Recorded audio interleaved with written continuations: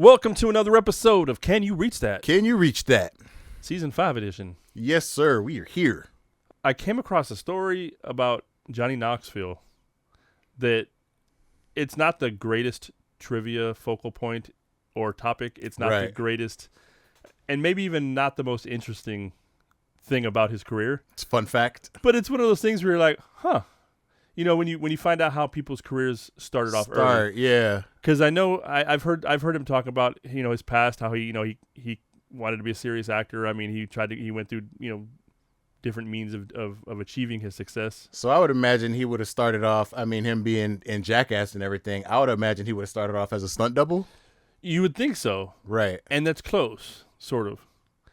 So I found this story where in 1993, Bram Stoker's Dracula movie that starred Keanu Reeves. Johnny Knoxville was the dude who stood in for Keanu Reeves. So whenever they needed to do, like, you know, key lighting, like he was the body double, or anything like that, he was Keanu's body double. Stand-in. Wow. He was a stand-in. That was one of his early, you know, on-set jobs. Okay, I didn't know that. He was Keanu Reeves' stand-in for Dracula. So it's not one of those things where you're like, bet you didn't know this, right? But it's also kind of like, it shows how you know people can get into the industry by multiple means, and that's right. I guess that was one of his ways in, which was taking what he could get, which was at that time a stand-in work. So we're gonna need you to be Al Pacino's butt. right. So yeah, pretty interesting. Figured let's start off the show with a very small fun fact. Moderately fun fact. Moderately fun fact. So we'll go there. That's cool. Can you reach that? You see that? Let's talk about it. Read that. Believe that. Let the people know that we see that and what they want to know. Can you reach that? Can you reach that? Now you're home. Can you reach that? Can you reach that? Cool.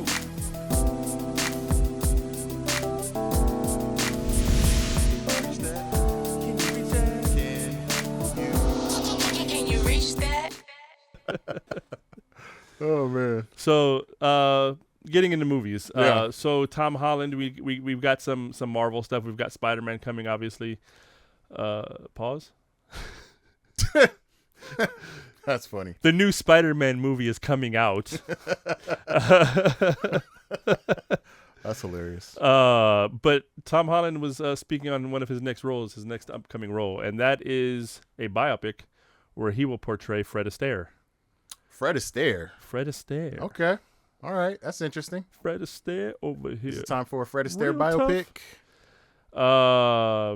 Yeah, I guess so. So we'll see him maybe going down his dance roots, musical, top hat, etc. I wonder how deep they're going to get into his story. Like, is it going to be him as the entertainer? Are they going to get into him as a person? I feel like it has to touch on a little of both, right? Most biopics kind of do. Yeah. So, but that'll be interesting with all the biopics. I mean, biopics are becoming big now, and I feel like part of it is, and we've spoken on the lack of creativity in some sense of originality. Right. There's so many sequels, and we're going to talk about some of those soon. Sequels and reboots. But there's sequels and reboots and rehashes and reimaginings and all this other stuff of stuff we've already seen. Yeah.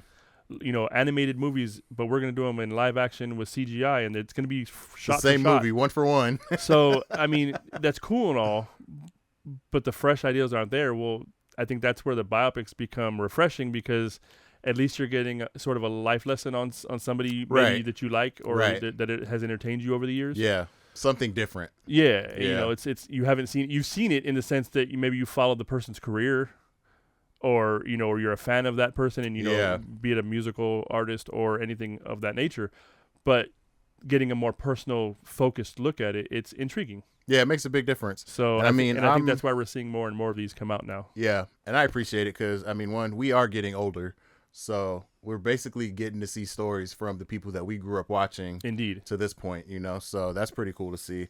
And I also enjoy hearing people's stories, you know, like finding out that that's how Johnny Knoxville got his start. Right. Like, that's a trip, you know? Never would have thought that he was a stand-in for Keanu Reeves.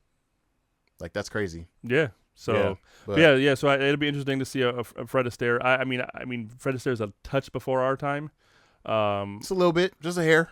But you know, being a young buck, you know, the parents used to watch the stuff, so it's not like he's not unheard of, Right. to me. Right. But yeah, so that there's no, I don't have too much on that one other than Paul King is directing, but that's Tom Holland's next project. Do they have a potential release date or anything yet? Not on that one. In the works I think still. it's early. Okay.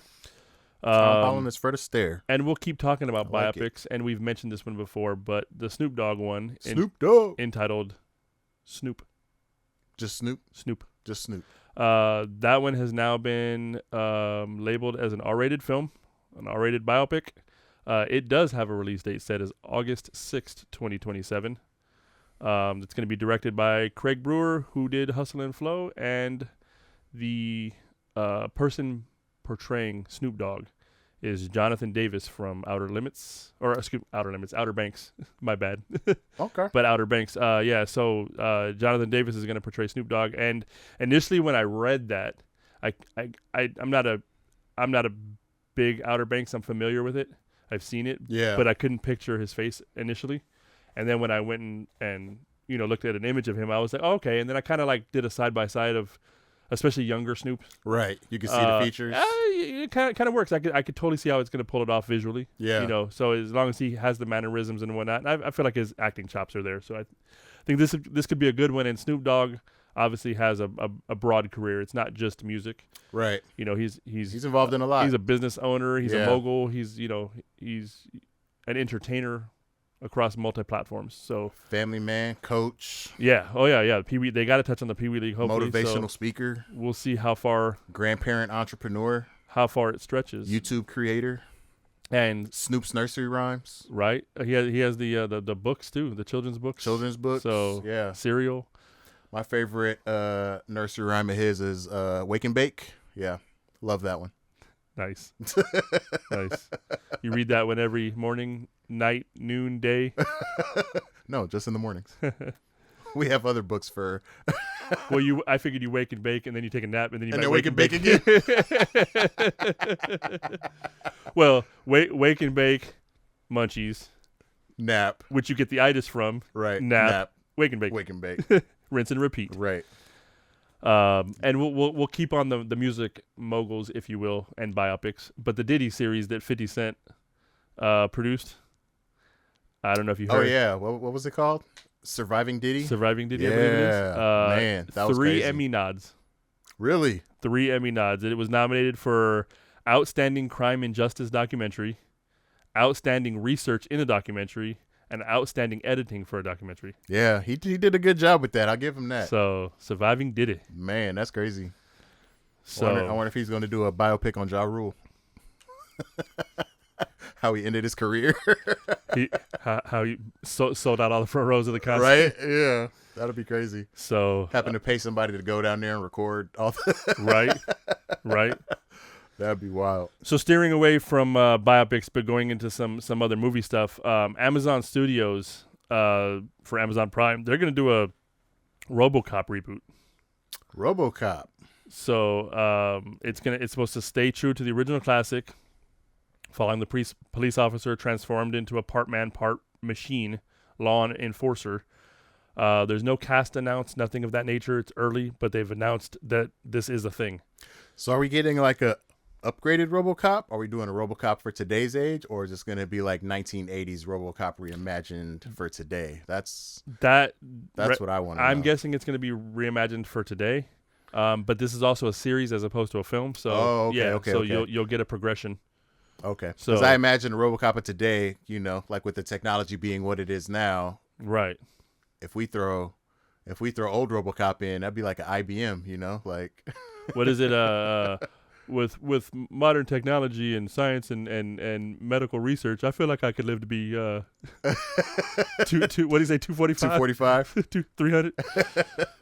Ricky Bobby. Nah, that'll be cool. A RoboCop TV series. Huh? I mean, we haven't seen any well done iterations of RoboCop per se, we haven't really, right? no. But I will say there was a PS5 game that was insanely violent, but it was pretty fun. I did play it. I got through it, but once I did get through it, I was done with it. Never again. It wasn't one of those like, oh, let's keep playing this. Pick this back up again. And halfway through, I'm not gonna lie, it did get kind of boring. But it got to the point where I was like, well, I'm this far in. Let's just finish this out, right? Yeah. So it'll be interesting to see how they go that route with it, and then turning it to a series, it'll give them a lot of leeway to be creative and take it in different directions. Tell more stories and do flashbacks, all these other stuff. all kinds of stuff. Because they could always flashback before he became right. And all this. So we'll see how that turns out. I wonder if they're gonna make RoboCop black. I don't know, man, but it sounds like you're trying to piss off the masses. Trying to push my woke agenda, all black everything. And this is just a side note. I'm a big Simpsons fan. So Simpsons season 38 is going to premiere 38 September 27th of this year. They're signed on to do through 40. Obviously, we have the sequel movie coming out next year. Right. There's murmurs that 40 might be it, but I've also heard murmurs that they're looking to keep going. So I read something where it says that there might be a new deal in place where it won't be primetime TV. It'll go straight to the platform, to the streaming platform. Yeah. And that's a possibility, but we'll see. But it will still it potentially could still keep going. I mean, it's outliving its cast members, because we've seen quite a few voices, unfortunately, come and go. Yeah. And then that being said, Futurama announced their season 14 is coming as well. 14 already? So wow. And there's supposed to be, I don't know if you remember, Matt Groening had that. It was on streaming, but The Descendants. It was that. I never watched it, but I do remember. It was okay. I when I first started watching it, I was like, I love Futurama. I love Simpsons. This one kind of started off really slow for me. I wasn't digging it initially, but as it progressed, it got a little bit better. But it's still not topping my list of favorite animated series. Right. But apparently Futurama is gonna go into that world. There's gonna be some sort of a crossover. So we'll see how that turns out as well. Interesting. Okay. So gotta love a crossover. I mean, Futurama crossed over with Simpsons at one point, with Bender in the basement. We've seen Family Guy and Simpsons crossover. Right. So that was hilarious. So interesting. So hilarious. And then we talked about the lack of creativity in Hollywood. So let's get into some sequels that are coming. Some may be wanted, some maybe not. But after 20 years, Nick and Suzanne are back. And by that, I mean the third film in the Are We There Yet franchise. Ice Cube and Nia Long. They're still keeping that franchise alive, huh? So the first one came out in 2005. That was Are We There Yet? 20 years later. And then we had Are We Done Yet? In I remember Are We Done Yet? Kids got older. So that was 2007. So right. So basically 20 years later, it's gonna pick up from where they left off. Well, not exactly from where they left off, but it will take place 20 years later, basically. Right. So script is being written by Chris Hazard and Mike Fontana, and it basically focuses on Ice Cube's character Nick, for the most part, facing the challenges that he's gonna face in this film, which is being a grandfather. He gonna be a pawpaw? He's gonna be a pawpaw. He gonna be a pawpaw.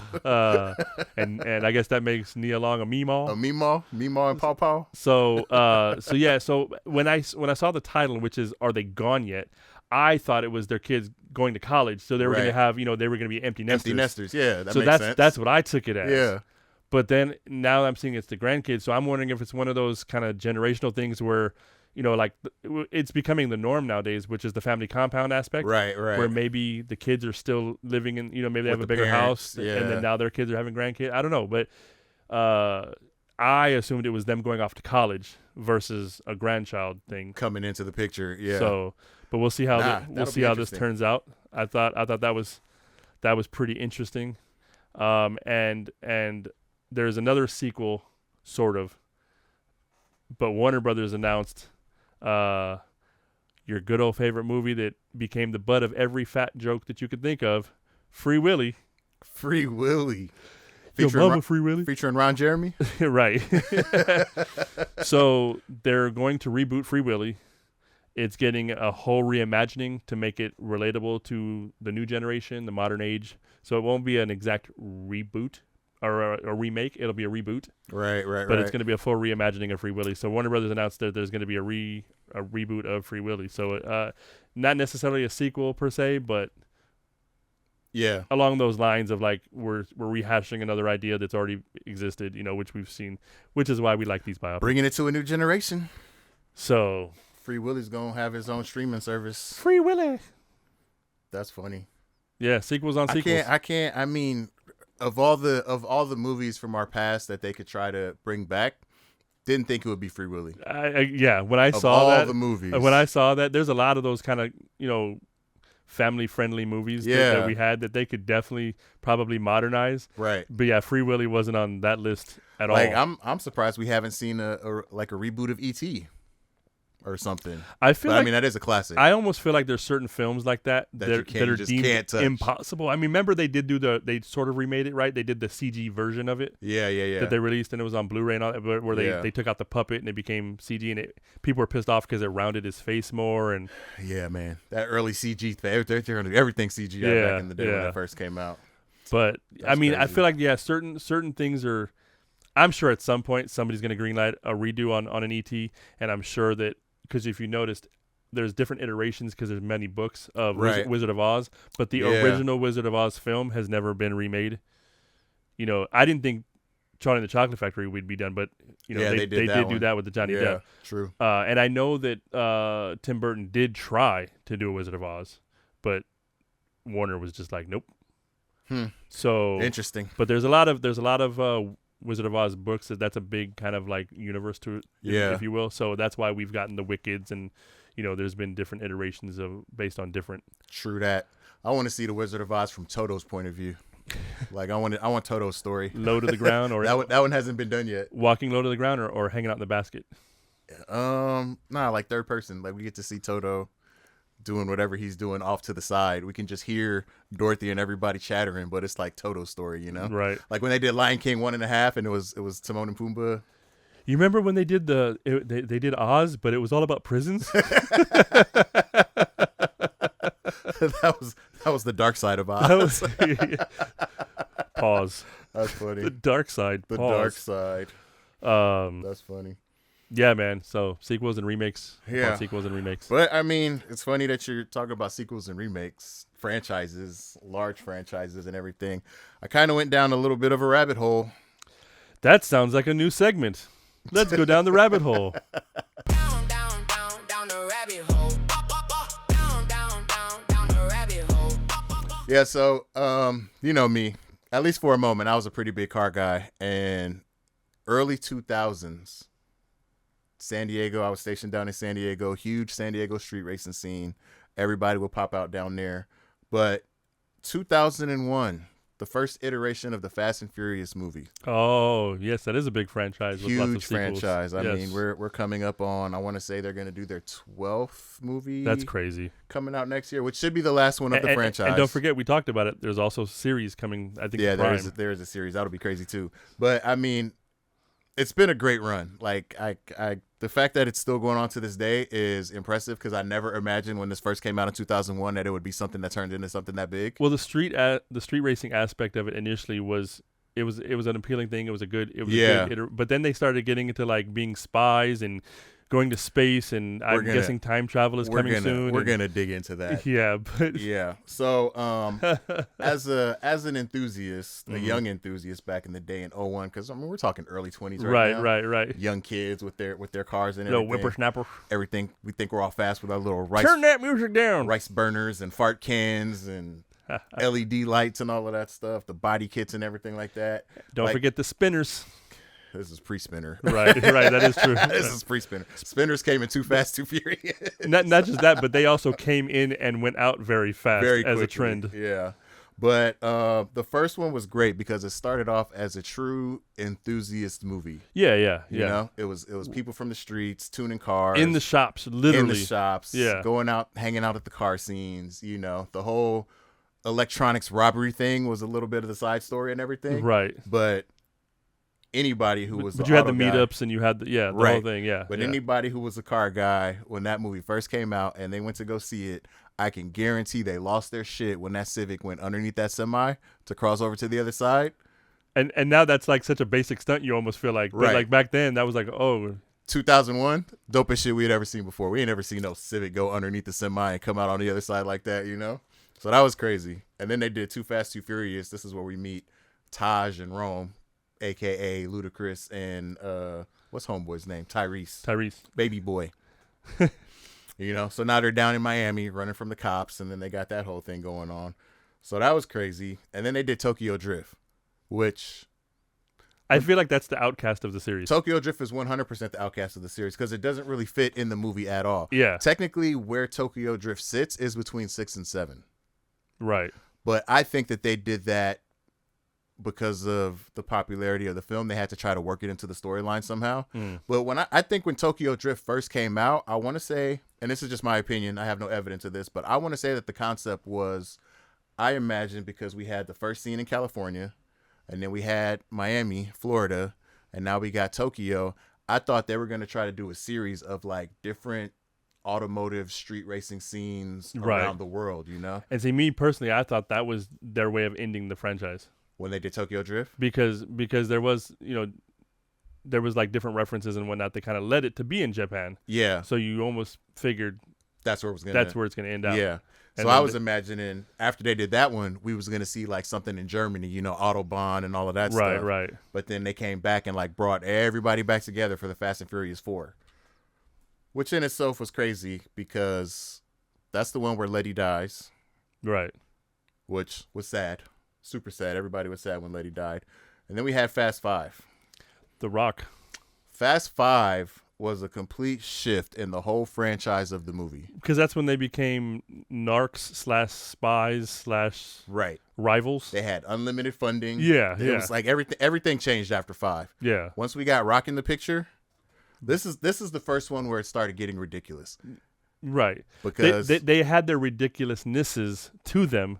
Yeah, that's but a hell of a word. Yeah, but this went way over the top. Way over the top. Because I mean, I thought it was ridiculous when they were talking about 10-second Honda Civics. Like, come on, bro, 10-second Honda Civic. You know how much money you got to put into that car to make exaggerating a Honda Civic for the entertainment value. Doing some of those exaggerations made sense because it's that creative line, right, yeah, for a film. Yeah. But yeah, when The Rock came in and they did that whole thing, and it just way over the top, like you say, just like it was like adding, it's the Michael Bay effect almost. 100%. Yeah. Like it added so much fuel to the fire because their production budget literally tripled once they brought The Rock in. Right. And then I swear every movie since that, they've brought in some big name actor or actress. Yeah, because they had like John Cena. To the mix. We had John Cena. We had Jason Momoa. We had I can't remember her real name right now, but Giselle, the Wonder Woman chick. Gal Gadot. Yeah. We brought in Gal Gadot.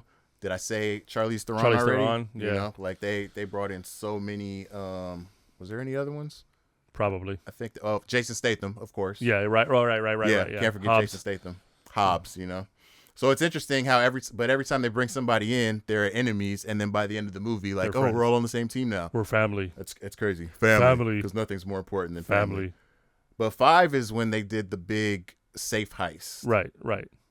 2 Chargers pulling a giant wall safe. This thing has to weigh a couple tons, and we're being pulled by 2 Chargers down the street. Dude, that's just a movie. It's a prop, right? It's a breakaway safe. Yeah, exactly. But that was crazy in 5, and then we got to Fast 6. This is where they took it to the next level because this is the one where they ended the on the runway. They had like that 30-minute runway chase scene. That was the one. I called it the Tom and Jerry effect. Where you see the same potted plant going by every single time they did a scene. They just keep running. Yeah. Like Tom and Jerry would be running in a house that was like 17 blocks long. They're just running and it's just going and you see the same pot. And that's what it reminded me of, that whole runway scene. It was like they just kept going and I just felt like I kept seeing the same thing. It's like it was a great scene. There was a lot of action. There was a lot of suspense involved. This plane is really heavy. In order to get the speed we need 37 miles to drive. Fucking street like that was just crazy to me. So that was wild. But then when you thought they couldn't get more ridiculous, they were driving down the sides of skyscrapers, traveling to space. Yeah. Now this one Fast 7 I think was the pinnacle. I thought this is where it was going to end. I thought this was the pinnacle of the series because this is the one they did the tribute to Brian. This is where I almost want to get the soundbite of the dude on social media. No. This is where I thought it was going to end. No. But as I'm watching this one, it hits me because once you recognize, especially after watching them, from a long time ago and haven't seen them in a while. Yeah. I'm like, oh no, this is the one where Brian dies. But it's been so long since I've seen it, I forgot the whole timeline of the movie. Right. And there has to be like at least 3, if not 4. I can't think of 4, but there are like 3 scenes in the movie where you think Brian's gonna bite the bullet. And that wasn't it. Right. And I'm like, oh, they got me. I thought this was going to be I feel like they did it on purpose. 100% on purpose. Obviously they know. 100% on purpose. Because, I mean, before the movie came out, like, he passed. He had his car accident. Yeah, so we know he wasn't going to finish the movie. And we heard about his brother and the whole thing. So everybody was just looking for that moment. For the moment where he wasn't going to be involved anymore. Yeah. And it was ridiculous scenes. First off, I mean, they're dropping planes out of a fucking helicopter, aircraft. Not planes. They're dropping cars. Right. Out of the back of a helicopter. Onto the ground. Ridiculous. Who does that shit? This is a scene where Brian almost dies because he gets thrown off. He's in a bus. Yeah, right. Climbs out the front window that's hanging off of a cliff, jumps on the top of it, just happens to jump off of the bus as it's falling off the cliff. As fucking Letty or somebody comes up, he grabs the back bumper and, she throws him onto the land, saves his life. I'm like, that's fucked up. I thought he was gonna die at this one. Didn't happen. But there were like 3 other scenes in the movie where that happens, and then he never dies in the movie, which was crazy. But then I love the little tribute that they did at the end, where Dom takes off like he wasn't gonna say bye, and then Brian pulls up in the car next to him. And what was cool about it is now we're reminiscing back to the first one where they're having their last race, where he's in the orange Supra and he's in the black Charger. And now he's in the white Supra and he's still in the black Charger, Right. So they're doing the race. And then, as they're going down the road, Brian kind of forks off and his car fades away. And then Wiz Khalifa's playing in the background, It was just crazy. So that's, and that movie, and I'm not going to say that it wasn't going to be a hit or it wasn't already a hit, but the boost that Wiz Khalifa and who's it Charlie Puth? I think it is Charlie Puth. The boost that song got because of that end scene. Yeah, that became the new anthem for any time somebody passes away. It did. Like, because for years it was Boyz II Men. It's so hard. It's so hard, and it still is. It still is, yeah. But now in the modern era, it's kind of transferred. It's kind of that torch got passed. Yeah. And now you have this new Wiz like Khalifa. It's a new generation. Yeah, of the funeral song. Because forever, every funeral or anytime something happened, it was always it was Boyz II Men. But then we did have a small period. It's so hard. We did have a small period where. I mean, Boyz II Men was always the number one. Right. But we can't forget about the Gangsta Lean. Yeah. Gangsta Lean was out there too. Dirty Rotten Scoundrels. Yeah, but nothing beat Boyz II Men. Like, that was always like, and the fact that it was a cappella. Yeah. It was like, that was it. It really was. But now, yeah, for sure, that ending scene, and like I said, I'm not going to say that it was the driving source, but it was for sure a propellant. No, they definitely tied together. It was for sure a propellant, because then when Kobe passed, they did that live at the so, but that's just every time. And so you're showing through social media, and every time you see something and that's playing, that's a funeral song. It's something that somebody passed. 100%. And shout out to Wiz Khalifa for being the one to be able to give that to us, right? He's gonna live in infamy for that. Oh yeah, yeah. But then the rest of them, I mean, it gets kind of crazy. Number 8, they take down. There's a submarine. Like, they take down a submarine. In the Arctic ice caps of. All we have to do is we have to make this Dodge Charger airtight. Right? Put the propellers on the back. Who comes up with this stuff? Yeah, the franchise is pretty outlandish at this point. Yeah, and they just kept reaching new heights because. If they, I was gonna say if they do another one, which we know they are doing another one, and they're doing a series. I hope one of those, if it's not the movie, maybe the series, kind of, sort of grounds it a little bit. I hope the series is more of like the street culture, the meetups, the rivalries, the things like that. Yeah, bringing it back to almost the core. What was I'm brain farting right now. What was the Sons of Anarchy, the motorcycle? Yeah, almost in that nature, where you have the race crews, you have the car clubs. Race crews and car clubs, both. But not one or the other, but both. And bring those cultures and have those rivalries. It can be violent. It can have all that stuff, but ground it a little bit so that it's just not a spy series. Just a little. Yeah, because I was crazy. So. I mean. That's a hell of a rabbit hole. It was. And in Fast 9, they go into space. Yeah, that's what I mean. Yeah, that's why I said time travel has to be coming soon. It has to be. It's either time travel or they're gonna have parallel dimensions and you're gonna see 2 Vin Diesels talking to themselves. Wow. Brian's gonna come back. In my universe we're family. Well, in my universe we're not. Yeah, but it just tripped me out. Like, I'm always, even as corny and ridiculous and outlandish and unbelievable as it's gotten, I'm always gonna see a Fast and Furious movie when it comes out, because I'm just tied to the franchise. Because you're curious to that level of outlandishness. You just want to see. They're not really gonna go here, are they? All right, let's go find out. But literally, after I saw 5, I was like, I'm not interested in seeing these anymore. Like, come on, you guys are taking it way too far. Yeah, you're taking too many liberties with this. But you kept going. But I kept going. I gotta go. I gotta see it. I'm like, okay, yep, you did it. You did it again. Craziness. But, this is all in preparation for the last Fast and Furious movie, Fast Forever, which is supposed to drop. Forever. That should be on the soundtrack at this point. They should. But that's not dropping until March 28th. So we got a little time for that coming out. If you want to refresh your memory on the Fast and Furious franchise. Indeed. Now's a good time to do it. But yeah, that was my rabbit hole. Well, referencing Outkast at the end of that, ironically, I was going to segue into new music, but you made it easy for me. Oh, yeah? Andre 3000. Let's talk some Outkast. 3 stacks. So he made mention that he has new music, and it's coming out soon.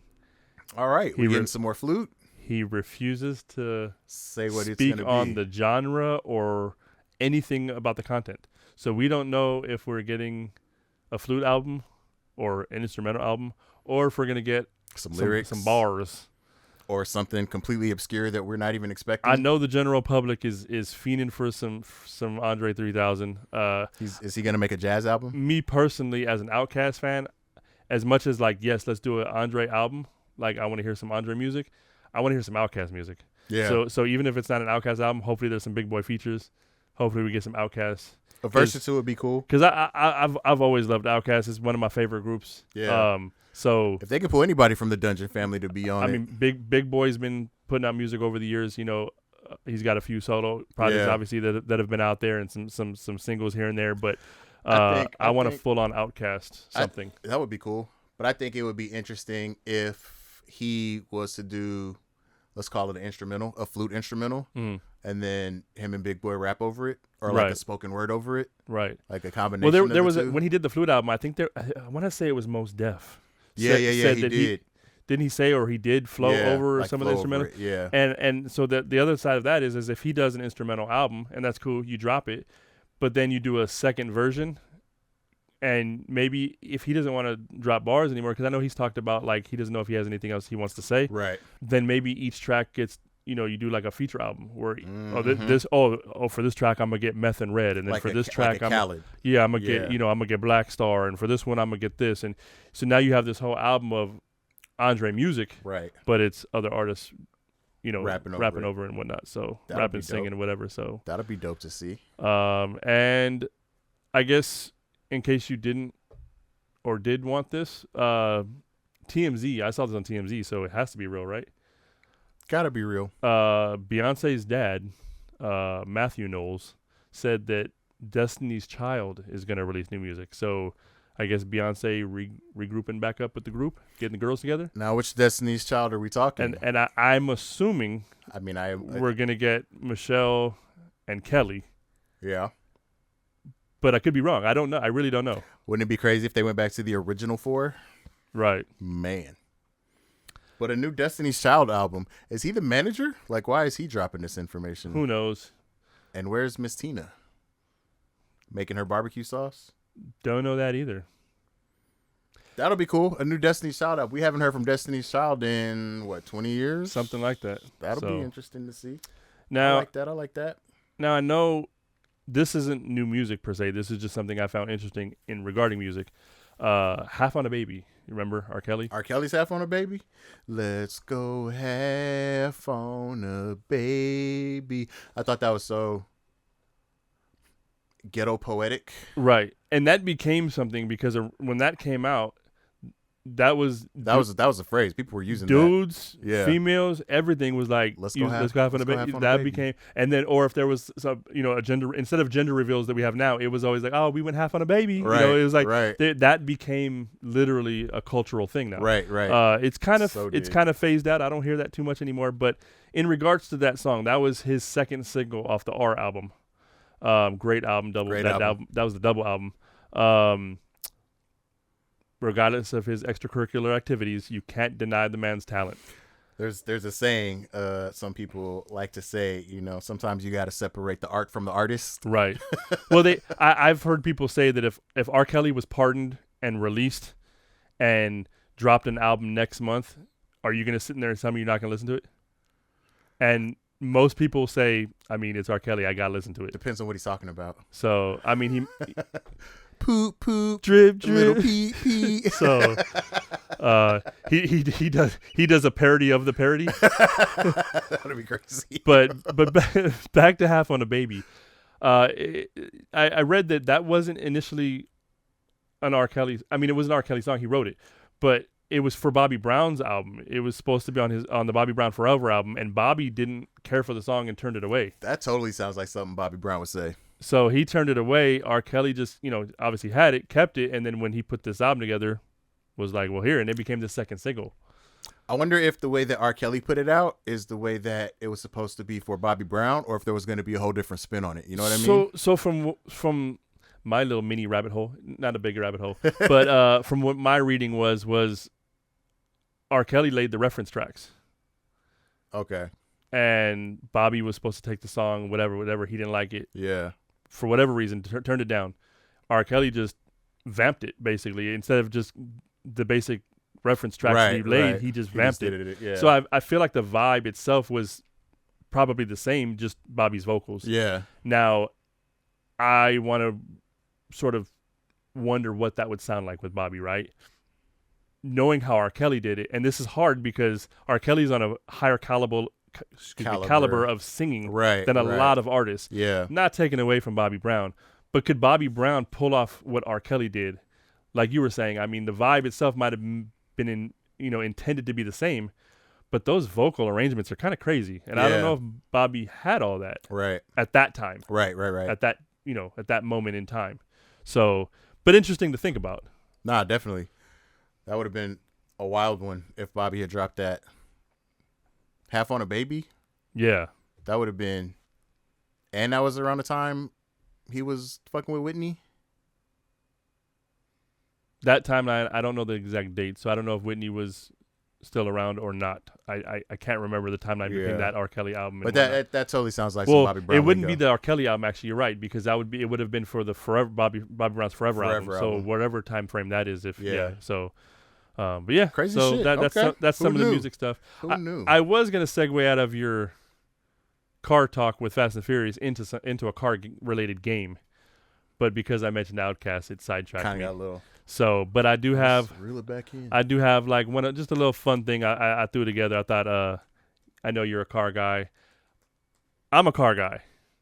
I enjoy cars, but I know you're a little bit deeper. You were actually in a car club. You kind of went down that hole. I did. I kind of put those days behind me. I had people who I was friends with were and stuff like that. I had people who wanted me to join their car clubs, and it just wasn't my thing. Yeah. I enjoyed it. I enjoyed going to the meets, and I enjoyed the culture, but it just wasn't for me to just join in. I liked my car the way I liked my car. Yeah.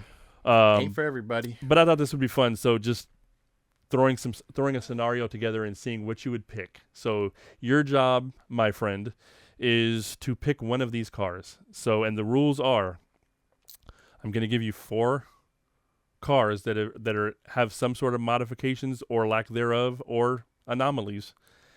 You are going to choose one that you will have to drive for the next 10 years. 10 years. They're guaranteed to run. Guarantees to run. But beaters? Do I got to do regular maintenance on these cars? You will see. Do I got to keep a bucket of oil in my back because maybe is my radiator? so here's how it's going to go down. Basically, they're going to last you 10 years, guaranteed to last you 10 years. Whatever needs to be done, they're going to last you 10 years. All right. You cannot make any changes to these cars whatsoever. So I got to keep them as the way they stand for 10 years. You can't modify it. You can't add anything. You can't correct anything. You can't fix anything. You can't touch it. It has to remain as is for 10 years. 10 years. Okay. So here's your 4 choices. Let's see. So first up, we've got a mid-90s 4-cylinder Honda Prelude. Ooh, we got visual graphics? Raced out, looking. I like that kit. And that's the key. It's raced out looking, has a fully stock engine, automatic transmission, an AM/FM radio with broken tape deck, no CD, and only 2 tweeters. Okay, this is probably going to be a no, but let's see what the other ones got. You don't know what your options are. I know, but so far, I mean, no radio. You've got an AM/FM, no, and it's got 2 tweeters. Broken tape deck, no CD player. No, that's a hard. I mean, the Prelude's nice though. Yeah, it is, and it's raced out looking. That R33 kit on there. It looks raced out. I mean, but it's not fast With the wide body. So we're gonna go next. Guessing those are Koenig wheels. We're gonna go with the next one. Your next option is a late '90s. Oh, excuse me. We're going with a running 1996 Ford Taurus bucket, featuring peeling paint, some rust dents, and other missing rear bumpers. And again, just enough work to keep it running. What kind of stereo? But it has the top of the line sound system that money can buy. It's banging. It's so crispy. It sounds immaculate. Okay. But the car runs. It's functioning running. This might be the one. Your next one, maybe, I don't know if you're into lowriders, but your next one's going to be a late 90s Chevy Astrovan. Oh. Lowrider version. Yes. With hydraulics, a moderate sound system with rear seat TV screens. Okay. But the caveat is it's permanently stuck. Locked up? It's permanently stuck with its rear fully jacked and the front is fully dropped. And it will not move from that position. No, I couldn't do it. Moderate sound system. It does bang. It's moderate. But that's what you get. Hydraulics don't work and it's stuck in that position. And then finally, and this one might be appealing because let's see the last one. This is going to be an immaculate, pristine condition, brand new, no miles. 25 dealer miles on it, right? 1971 Ford Pinto, fully stock in pristine condition, but it stalls anytime it's in idle for longer than 60 seconds. And it comes with a contract that you're never allowed to modify, repair, or change anything at all within the car, obviously. This is widely considered one of the worst cars ever made. Radio and system is all stock, but we've thrown in a single 8-inch subwoofer behind the hatch for you to enjoy some subwoofer bass. But it's fully stock. It's pristine condition. You just got to not have it idle for longer than 60 seconds or it's going to stall. All right. So I don't like that. These lights out here be taking a minute. So exactly. You're stalling every time you're at a red light. Exactly. So we've got a lot of pros and cons for all 4 of these vehicles. I mean, so the 2 that look the best. So you've got this nice raced out looking. That one looks good, but a broken but CD. You're bumping 2 tweeters with AM/FM radio. Yeah. No, a broken tape deck and no CD player. Next. Can't do it. You've got a beater, but it's immaculate with the sound banging. system. See, this is a full-on beater. Doesn't matter. It drives. It's reliable. It's reliable, right? This is going to last for 10 years. Yeah. But that's what it looks like, and it's, Nah, this is a theft deterrent right here. Right, true that. It's going to be a sleeper build. Nobody's going to expect me to have King Kong But you do have to trunk. keep in mind that immaculate sound system, that headlight's hanging on by a thread, so you might lose it. And remember, you can't change anything, so might lose a headlight or 2 or That's fine. Some parts along the way. It's fine by me. Still going to run. It's fine by me. And then you've also got the sweet Astrovan, but it's can't do it with the locked cylinders. It's rear jacked. Nah, permanently. Can't do it. How's everybody going to get in the back? I got to get a step ladder. Yeah, not happening. Running jump. I would don't get me wrong, I would love me a switched up Astrovan, but yeah, not one that's locked up like that. I was always the Astrovan always worried me because the gas tank was right behind the driver. Like you've got the and then obviously you've got this immaculate, perfect condition, clean, immaculate, show quality ready, clean, brand new Ford Pinto. I love it, but I don't like stalling and stock radio. Subwoofer is great. So what am I going to listen to? CYRT 101? Which doesn't even play oldies anymore. Don't forget, this is 1971, so that stock radio was likely just AM radio. Some of those vehicles, I believe, had an 8-track player, but it doesn't mention if this one does. Couldn't do it. Yeah, I'm going with the Ford. I'm picking the Ford. So you're going Ford Taurus beater with the immaculate sound. Yep, that's my choice. There it is. Final answer. Let's see your choice in the comments. Drop it in. What would you go with of those? Which one are you picking? Crazy. You're picking the Prelude, aren't you? So which one are you picking? If I pick the Prelude, I'm driving around with headphones on. You go had what are they called? Are they called boom boxes? Put a boombox in the rear seat. In the rear seat, Yeah, right? Just throw it back there. No, I don't. So I've driven a Prelude similar to that, and it's not really comfortable for us tall folk. No, they're not. I could do it, but it's not comfortable. Neither is that Beater, by the way. Those Ford Tauruses are not comfortable to drive either. I've driven one before though, so I know I can. But I can do it. The legs I just got my knees, like one knee out the window, one knee right. Console. You're straddling. Yeah. But the sound system is definitely appealing. You know, I like That's the sound it. system. I just need the sound. I miss my bass. The Astrovan, although I could easily step into that with my height, it would be pretty annoying to be facing the ground all the time, and you're leaning forward and driving in that LA traffic. Hell no, man. Can you even hop it? Can I at least hop it? And like you said, having anybody in the back would be even worse because the incline is just terrible. Right. If I got to stop on my brakes suddenly, somebody's going through the windshield. right. You bet like a slingshot. You better have the over the shoulder seat belts. Them 5-point harnesses. You got the roller coaster style. And then the Pinto, although the Pinto is a good option because you've probably got decent sound adding the sub. You're probably limited to AM, so hopefully you can figure out maybe it can tune into the old. Just gonna be listening to baseball. Casey's up to bat, right? With a subwoofer though. Imagine those home run hits, dude. Right. Boom. Just listening to NPR. But maybe you got some K-Day, right? K-Day used to be on AM. It's not anymore. I know. Not anymore. Hopefully it's got an 8-track player and I can at least bump some oldies. Get one of them FM transmitters. Does he have FM? But that's a modification anyway, so you can't do that anyways. But the fact that it's pristine is appealing. But the idle stalling, you're right. That would be pretty annoying in daily traffic. Yeah, couldn't do it. So not a fan. Tough call. But yeah, let's see what the listeners and the viewers come up with. So if you're an audiophile or a bass head, like you gotta pick, I guess you're going with the bucket. You gotta pick the Ford. So gotta pick the Ford. And like you said, it is a theft deterrent to a degree, right? It is. But if it wasn't for that, if I'm picking the car that looks nice, I'm picking the Prelude. But the flip side to that, it's also a theft magnet because it's like, hey, nobody will care about this piece of shit. Let's just go. Let's just take it. Just take it. So and then they come up on a dope sound system. Man, so I would be so distraught.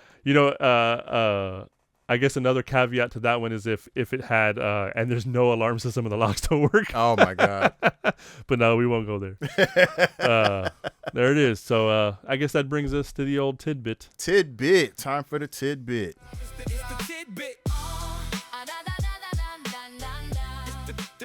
So this one's a little different. I mean, we mentioned at the top of the show, it's usually music, movie, it's entertainment, that we usually get into, stuff that we find interesting.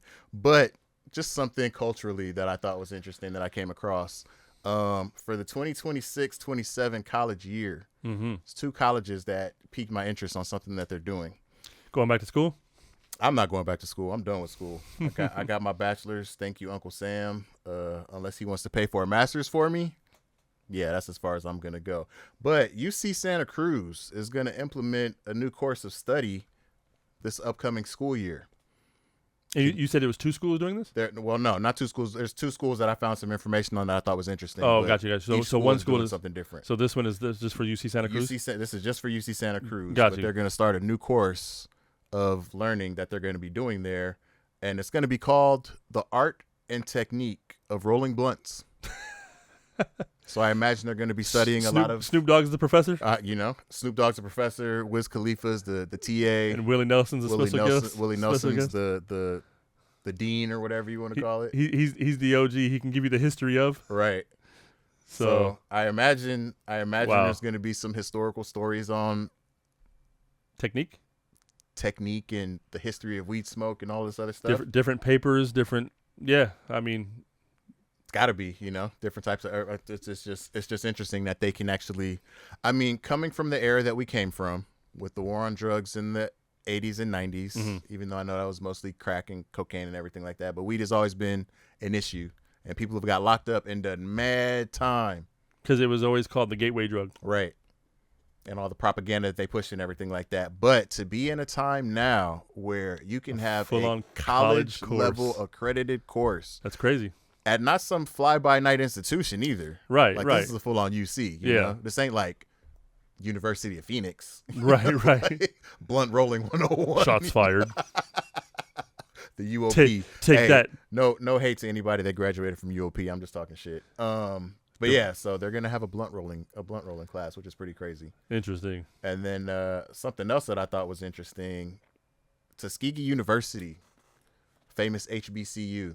Yes. I guess they're getting tired of the lackadaisical dress code of the newer generations, which I can understand it. Like, I feel like with each generation, the dress code changes. Because once upon a time, everybody used to be rocking suits. Yeah, well, just taking it from a more adolescent standpoint, like driving around, when you see schools letting out, right? Yeah. High schoolers and maybe even some of the early college goers.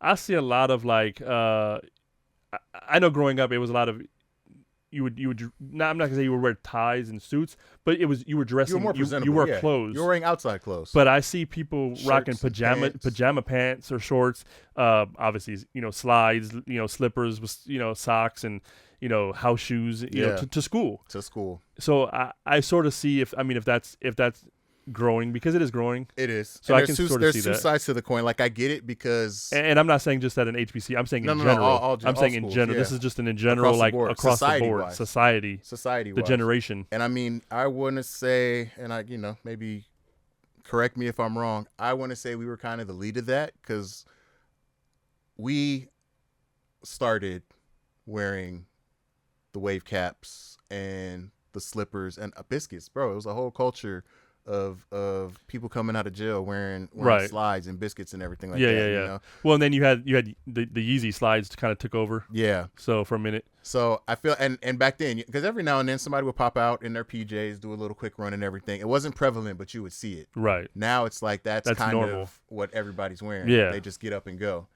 And, the HBCU, Tuskegee University, is trying to make a shift back to a little bit of professionalism, especially in a learning environment, you know? Like, I get it. But, they're basically trying to cut down on the bonnets, the do-rags, the slippers, the pajamas. Basically, they're trying to cut back on people wearing their inside clothes outside. And, that's from – we used to have the inside clothes, For their effort, I say kudos, because I think other schools should follow that. I think they should take heed to that, because it is. I mean, like, especially when you're later in high school and you're prepping for college, the whole purpose of that is you're prepping for the real world, the professional life, right? So you should be getting ready to be presentable and learning to hold yourself to a certain standard. Right. And so I feel kudos. like we're in a time frame where it seems like people are expecting society to shift around them versus them shifting around society, because that's what we had to do, like, right. If we want to get into a workforce, you have to be presentable, you have to have a nice presentable appearance. And I think part of that stems from, call it the COVID years, because there's so much work from home. Yeah. So I think people are so comfortable in their pajamas and their slides and their house shoes and whatnot at home, right, that that generation is seeing their parents work from home now, right? Right. So they're going, well, I'll just go to school like that. And a lot of those are online classes anyways, and right? You got to think about this too. You brought up a very good point. We're talking COVID here. This is 2020. We're in 2026 now. 6 years later. Which means that these kids were in 5th, 6th, 7th grade. The ones that are graduating now were in like 5th, 6th, 7th grade during the pandemic. Yeah. So as far as 7th, as far as our development and social skills and everything like that goes, like that middle school, even though it's a motherfucker, because middle school was the hardest, That's that transition from singularity of a class to like multiple classes for each subject and all that. Yeah. The friends group, like middle school kids are the toughest too. I mean, you're going through that. You're going through your own personal changes. Right. You're watching friend groups, disperse where you thought you were in and now you're out, but you're over here in this one. And, it's a weird time, right? It's definitely a weird transitional time. Definitely weird. So, being a scrub. Coming out of that era, not having that same social exposure during that time frame, like, I can only imagine how that's going to impact them for the rest of their life. Oh, for sure. And I've seen it, to be honest with you, with some of that generation is the social skills are lacking. Yeah. Because again, they were doing online schooling for almost 2 years of their middle school years, right? Right. And then they go through high school. Now they're coming back in person. They're a little bit more awkward because they're getting that experience that they should have had in junior high in high school. And then by the time they graduate high school, they're not socially prepared for all the interactivity that they're going to deal with in the real world. And so there's a lot of them that definitely are socially awkward. Yeah. And lacking those social skills. So yeah, it's crazy. Hey, that's for that one. For both of those, I think it's cool. I think the UC Crew story is definitely interesting, and how it's gotten to that point where it, like you said, you can get an accredited course. Yeah. In something like that, but I think the Tuskegee dress code thing. I think that should be an inspiration to other colleges. A lot of colleges and a lot of high schools, for that matter, of like, let's get back on that track of like prepping these people for the real world, prepping these kids for the real world. Like these, not just like, hey, prep you for high school and prep you for the world. That was the whole point of going through high school, was you were supposed to be prepping for college. It was supposed to, yeah. So you would start figuring out what your path was going to be, your major, etc. When you got into college, you're prepping for the real world. You're learning these skills, these trades, whatever. And that was the whole point, is to learn that professionalism, the socialism, the social normals and things like that.